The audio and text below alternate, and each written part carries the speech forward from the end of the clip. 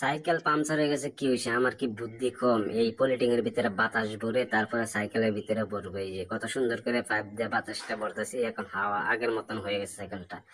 প্যান্টের বেল্ট নাই, কি হয়েছে? লাইনের বোর্ড দিয়ে কত সুন্দর করে বেল্টটা লাগাই ফেললাম, বাস এখন হাঁটলেও সারাদিন হাঁটলেও এটা খুলবে না আর। বৈশা খাইতে আলসি লাগে, তাই আমি গলার মধ্যে একটা টেবিল জুড়ে হাঁটতেছি আর খাবার খাইতেছি, কত সুন্দর আরাম। আর এটা আমি ভালো লাগে, কাপড় শুকাইতে দিছি, একটা বাঁশ কান্দে লিয়ে দাঁড়িয়ে আছি যাতে ধুলা বালু না পড়ে। এই জন্য আমি কাজটা করছি, কত সুন্দর। আর এই চাবিটা বন্ধু নিয়ে আসছেন, চাবিটা আইতাছে না, এই বন্ধুরে পাঠাইলাম।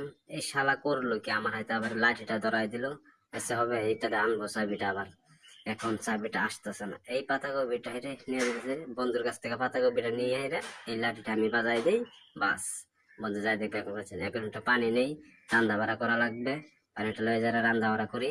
ভিডিওটা বন্ধুরা কেমন লাগলো অবশ্যই জানাবেন। এরকম ভিডিও পেতে চাইলে